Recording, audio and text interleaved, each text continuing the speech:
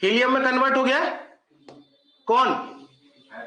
Hydrogen. अब हम helium की स्टेज पे तो है ना अभी। अब हीलियम जो है ना ये कन्वर्ट होना स्टार्ट होगी कार्बन में, रेड जॉइंट बन चुका होगा उसके बाद, तो हीलियम काय में कन्वर्ट होगी? कार्बन में। ठीक है, आपको पता है कोई भी चीज कार्बन में कन्वर्ट होती है।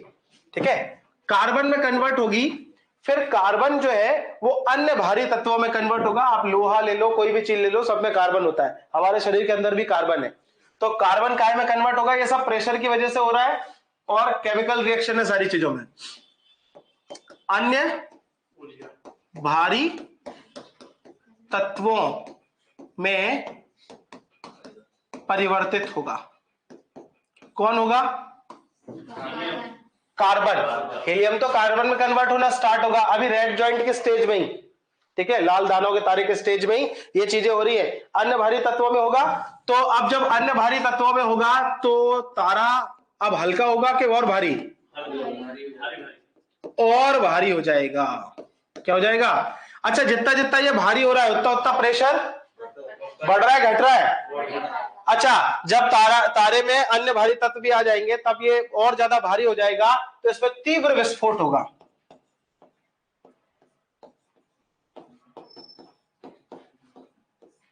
ठीक है, क्या होगा इसमें? एक्सप्लोजन होगा, एक्सप्लोजन। ठीक है, तीव्र विस्फोट होगा। इस विस्फोट को कहा जाता है सुपरनोवा।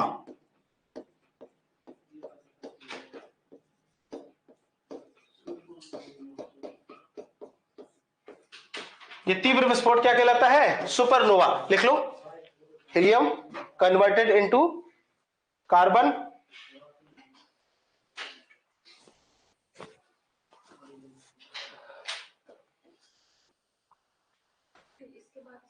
ऑनलाइन सबको समझ में आ रहा है ना सोनिका जी? अन्य भारी, it is converted into other heavy elements या हेवी सब्सटेंस लाइक आयरन। ठीक है, star become more intense and heavy, star become more intense and heavy.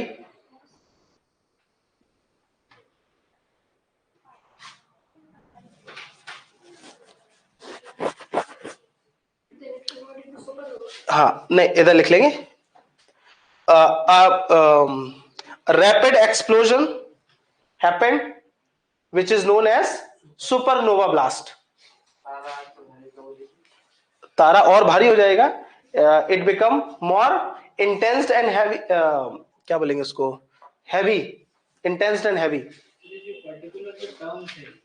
Supernova हो गया, लाल रक्तदाना हो गया, ये 3 नंबर में आ सकते हैं? बिल्कुल आ सकते हैं, 101% आते हैं। सुपरनोवा आ चुका है। ठीक है,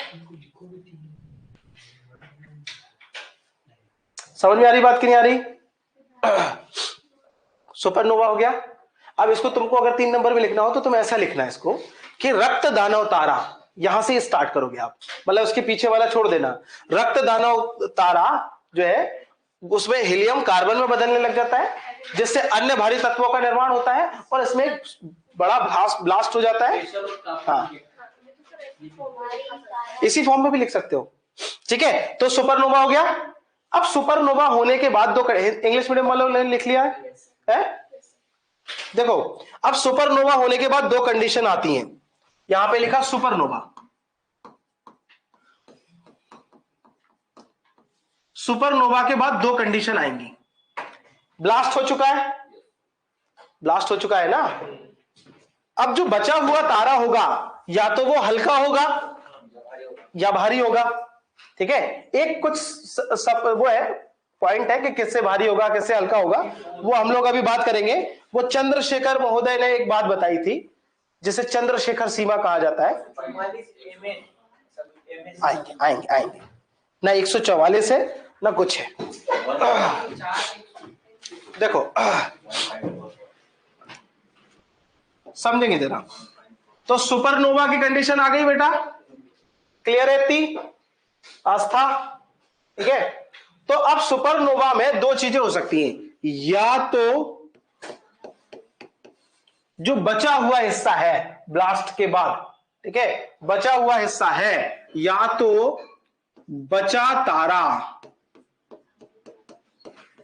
आउटर लेयर में ब्लास्ट हुआ है, भी याद रखिएगा, इनर लेयर कोर जो है ना वो अभी भी बची हुई है, तो जो बची हुई कोर है, आप इधर देखो, जब ये ना अभी बताता हूं ना कहां विस्फोट हुआ है। जब ये रक्त दानव बनेगा, अच्छा मुझे बताना, जब ये रक्त दानव बनेगा तो बहुत ज्यादा गर्म होगा, है ना, तो रेड होगा, तो लपटें उठ रही होंगी चारों तरफ, उठ रही होंगी ना? हाँ, अच्छा, जब इसमें ब्लास्ट होगा तो इसकी आउटर लेयर में ब्लास्ट होगा, ये सुपरनोवा ब्लास्ट जो होगा ये आउटर लेयर में ब्लास्ट होगा, क्योंकि पूरा हाइड्रोजन हीलियम में कन्वर्ट हो चुका है, तो अब इसका केंद्र जो है ना वो अभी भी सुरक्षित बचेगा, कोर, ठीक है, याद रखना सुपरनोवा कहां होगा, आउटर लेयर में ब्लास्ट होगा, इनर लेयर में नहीं होगा, ठीक है, तो अब इसका कोर जो है ना वो बचा हुआ है, अभी भी बचा है कोर, अब वो कोर का क्या करना है देखो जरा, अब जो बचा हुआ कोर है, अगर ये 1.4 ms से कम है तब की एक कंडीशन हो सकती है। अब ये ms क्या है, इधर देखो, ms इक्वल टू हमारे सूरज का द्रव्यमान,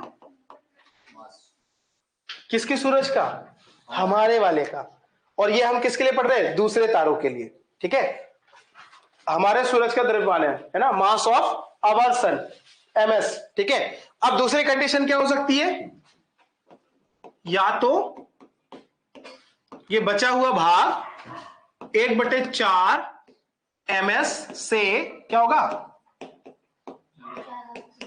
ये हो सकता है ना, इसके अलावा तीसरी कोई कंडीशन हो सकती है क्या,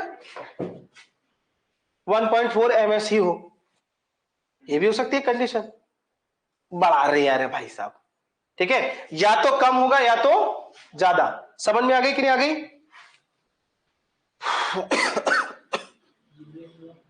बेटा लिख लो, if it is less than 1.4 ms and if it is greater than 1.4 ms where ms is equal to the mass of our sun. क्या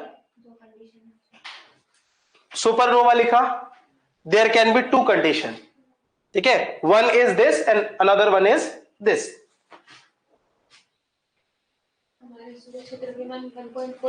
नहीं, हमारे सूर्य का जो द्रव्यमान है अगर उसका 1/4 गुना से कम है तो कुछ चीजें होंगी वो हम लिखेंगे यहां पर, और अगर उसके 1.4 गुने से ज्यादा है तो कुछ दूसरी चीजें होंगी उस तारे के साथ में, वो चीजें यहां पर लिखेंगे। मास ऑफ सन है ms, मास ऑफ आवर सन, ठीक है, बात क्लियर हो गई, ठीक है, कोई दिक्कत है यहां पर? if the remaining part is less than 1.4 ms, गुना है, गुना 1.4 का मतलब समझ रहे क्या है, परसेंटेज नहीं है ये, मतलब कि हमारे सन का द्रव्यमान अगर 1 किलो है तो वो 1.5 किलो से ज्यादा का होना चाहिए या 1.5 किलो से कम का होना चाहिए। नहीं आई बात समझ में है? नहीं आई, कई बात नहीं, छोड़ो, इधर देखो सब लोग, ये है हमारा सूरज, कौन है ये, हमारा सूरज, इधर देखो सब लोग, ये क्या है, हमारा सूरज है, ठीक है, ये बगल में एक में यहां पे कहीं दूर एक और सूरज है, ये बड़ा तारा है, ठीक है, क्या ये बड़ा, ठीक है। ये हमारा सूरज है, इसका वजन जो है ना वो ms है। कितना है इसका वजन? ms। इतनी बात क्लियर हो गई। अब ये जो दूसरा तारा है, इस तारे में इसकी हाइड्रोजन काय में कन्वर्ट हो चुकी है? हीलियम में। और ये पूरी तरफ लाल लाल लाल लाल लपटे फैला रहा है। क्या फैला रहा है? लाल लाल लपटे, भयंकर तरीके से आग बबूला है। तो इसका नाम क्या है? रक्त दानव। क्या है इसका नाम? रक्त दानव। अब रक्त दानव में हीलियम में कन्वर्ट हो चुका था, हीलियम अन्य भारी तत्वों में कन्वर्ट हो गई और इसके अंदर हो गया ब्लास्ट। तो इसकी आउटर लेयर, ये इसकी इनर लेयर है और इसकी आउटर लेयर में ब्लास्ट हो गया। और ये देखो इसकी आउटर लेयर में ब्लास्ट हो रहा है, ये बूम हो गया। अब ये बचा, सुपरनोवा हो गया, ठीक है। अब ये बचा, अब हम कंपेयर करेंगे कि हमारे सूरज का द्रव्यमान कितना है? ms। और ये जो बचा हुआ हिस्सा इसका द्रव्यमान कितना है? कितना है? तो उनका, अरे ये तो ms से ms मल्टीप्लाइड बाई 1.4 है, यह 1.5 है, मतलब 1.4 से ज्यादा है, ठीक है। एक तो ये कंडीशन हो सकती है, या फिर ये बचा हुआ क्षेत्र कितना हो सकता है? अरे ये तो ms डिवाइडेड बाई 2 बचा, ये भी हो सकता है ना कि ms से, यानी हमारे सूरज से आधा बचा या हमारे सूरज से डबल बचा। हो सकता है कि नहीं हो सकता है? हाँ या ना ऋषि? हो सकता है।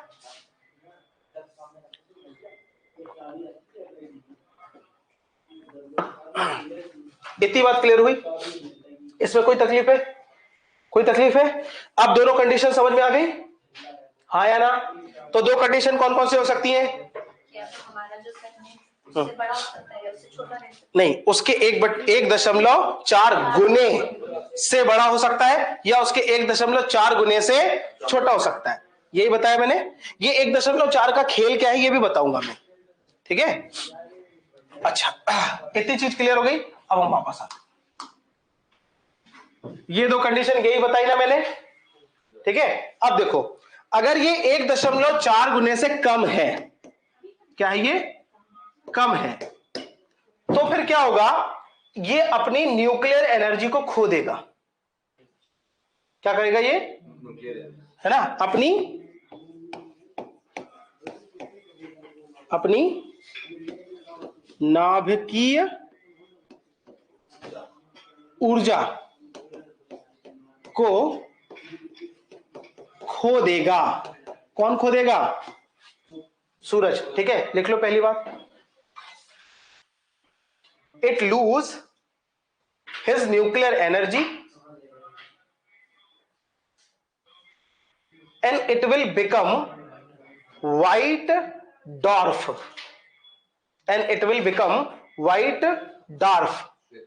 ठीक है।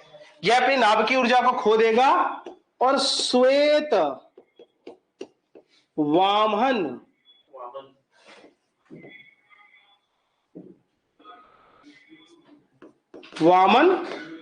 तारा बन जाएगा। And it will become white dark star, ठीक है। क्या कहलाएगा ये? इतनी बात क्लियर हो गई? क्या बन जाएगा? हाँ, श्वेत वामन। अच्छा, इसको वामन क्यों बोल रहे हैं? एक तो छोटा भी है, दूसरी बात अब उतना गर्म नहीं है, अपेक्षाकृत ठंडा है ना। अच्छा, ठंडे का मतलब ये मत समझना कि हम छू सकते हैं, अभी भी इसका टेम्परेचर करोड़ों डिग्री सेल्सियस है। आप इसके पास पहुंचते से ही पिघल जाओगे, पास तो पहुंच नहीं पाओगे, दूर की बात है, ठीक है। बहुत दूर से ही, मतलब जब ऐसा कहते हैं ना सन का टेम्परेचर 1500 डिग्री सेल्सियस कम हो गया, 1500 डिग्री सेल्सियस कम हो गया, उतना तो कम हो जाता है, कम हो जाता है 11,000 फ़ारेनहाइट, 11,000। हमारा टेम्परेचर कितना होता है? 98 फ़ारेनहाइट, हमारे बॉडी का 98, 37 degree Celsius, I guess 37 36 degree Celsius, और 98 और 99 हो गए तो हैरान बुखार है। 98 से 99 हो जाता है तो हमको क्या होता है? बुखार। वो कहता है 102 बुखार, अरे बाप रे, तो 98 97 पॉइंट समथिंग कुछ तो नॉर्मल रहता है हमारा, है 98। अब 98 नॉर्मल है और 100 पे पहुंच गया। ये फॉरेन हाइट में बता रहा हूं, डिग्री सेल्सियस में बता ही रहा हूं। डिग्री सेल्सियस में अगर 1-2 डिग्री सेल्सियस आपका टेम्परेचर बढ़ गया, आपके शरीर की नसें फट जाएंगी, बढ़ ही नहीं सकता। फॉरेन हाइट में बढ़ता, फॉरेन हाइट है ना, जो टेम्परेचर हम नापते हैं वो फॉरेन हाइट में होता है, 98 93 जो भी होता है। क्लियर है? चलिए इतनी बात क्लियर हो गई।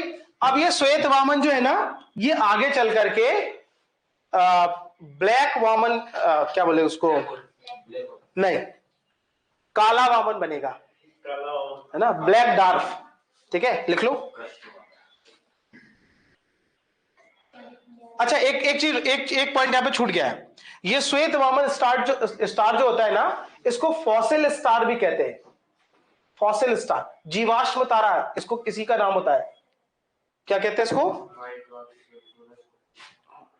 It is also called fossil star, जीवाश्म तारा।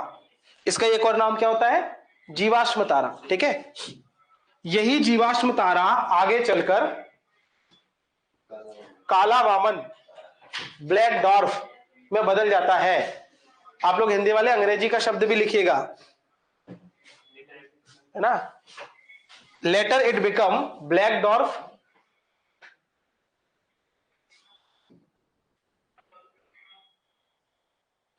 काय में बदल जाता है ये? Black dwarf. क्या हो रहा है ये?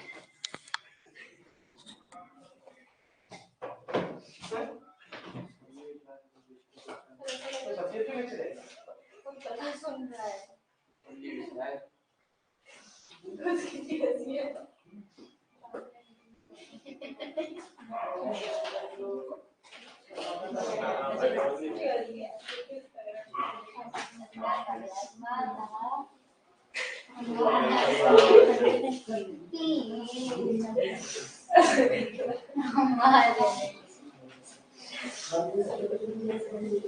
हाँ भाई, डॉक्यूमेंट बेच रहा है आप कोई? इतनी बात क्लियर हो गई? कोई तकलीफ है इसमें? नहीं है। हाँ, तपस्या क्लियर हो गया। तो अभी तक क्या बन गया ये? Black dwarf. अब इस तरफ देख लेते हैं। अगर इसका वजन 1.4 ms से ज्यादा हुआ तो क्या होगा? देखो भाई, बावला हो जाएगा ये, है ना, और गाना गाएगा, मैं बावला हुआ है, मैं टल्ली हुआ, ऐसा कुछ करके गाना। पागला, बावला और पागला होकर के इधर उधर घूमेगा। ठीक है, इसका क्योंकि एक लेवल बढ़ चुका है इसका। ठीक है, तो ये क्या होगा? अत्यधिक द्रव्यमान के कारण तीव्र गति से, क्योंकि जब ब्लास्ट होता है तो एक एनर्जी मिलेगी, पुश मिलेगा ना, एक्सेलरेशन मिलेगा इसको। नहीं आ रही बात समझ में? अभी हमारा सूरज क्या है? स्थिर है, स्थिर है, कहीं घूम रही है क्या?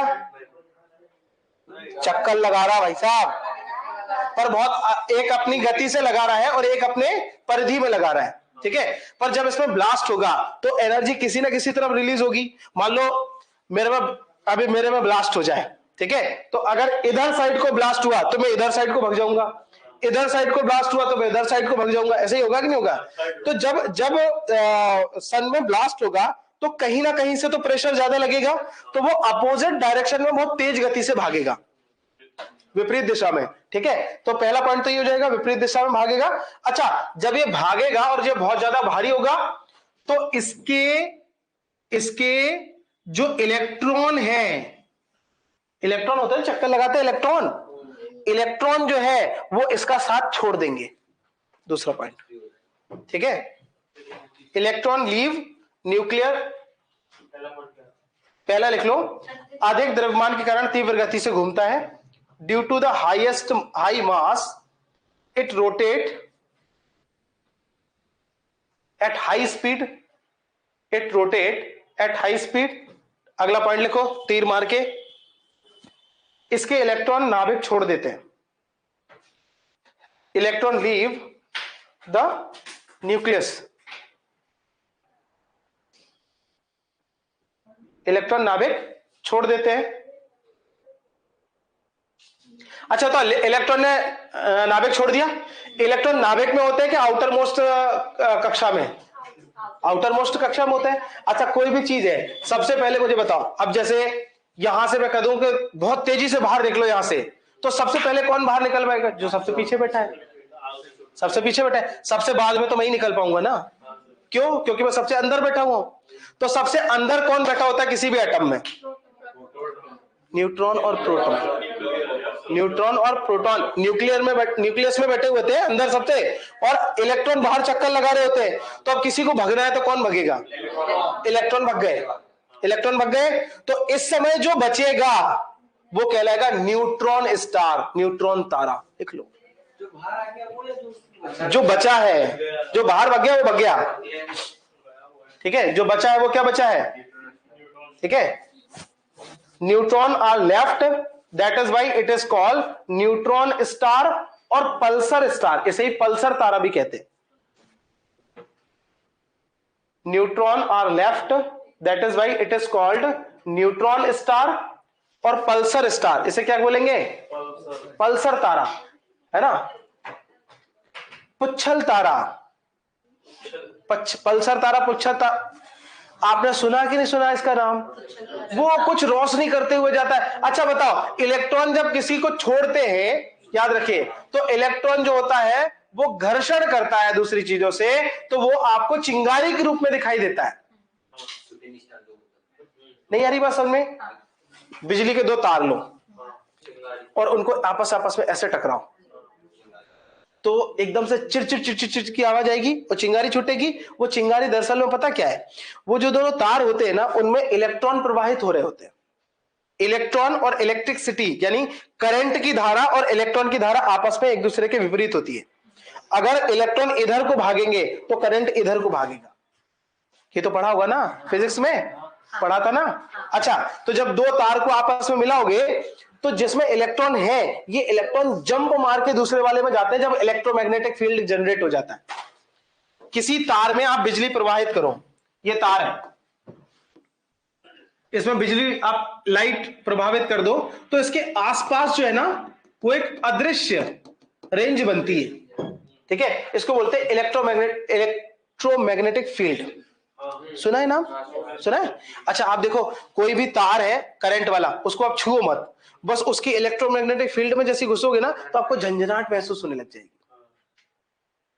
है ना। और आपने सुना होगा कि वो बड़े बड़े खंबे जो होते हैं उन पर बड़े बड़े तार होते हैं, वो 11,000 वोल्ट की लाइन, ठीक है। और 4 फुट से आदमी को खींच लिया। अरे 4 फुट से नहीं खींच लिया, तो उसके इलेक्ट्रोमैग्नेटिक फील्ड में चले गए थे, तो वहां तो उसका करंट वैसे ही प्रवाहित हो रहा है, इलेक्ट्रॉन का तेज वहां तक वैसे ही जा रहा है, क्योंकि उतावले रहते हैं ना इलेक्ट्रॉन, ठीक है। तो अब दो तार जैसे आप नजदीक लाओगे तो इसका इलेक्ट्रोमैग्नेटिक फील्ड और इसका इलेक्ट्रोमैग्नेटिक फील्ड आपस में जुड़ेंगे। तार नहीं जुड़े पर वो फील्ड जुड़ गई, और फील्ड के जुड़ने के कारण इलेक्ट्रॉन एक जगह से जंप मार के दूसरी जगह जाने की कोशिश करते हैं, और जैसे ही एक जगह से दूसरी जगह जाएंगे तो वो जंप तो कर गए, पर हवा, वायु, धूल के कण, फलाने ढिमकाने कण, जलवाष्प के कण, ये सबसे टकराएंगे और नष्ट होंगे तो उनकी ऊर्जा, क्योंकि ऊर्जा नष्ट नहीं होती, तो उनकी ऊर्जा प्रकाश में परिवर्तित होगी और आपको चिंगारी दिखाई देगी।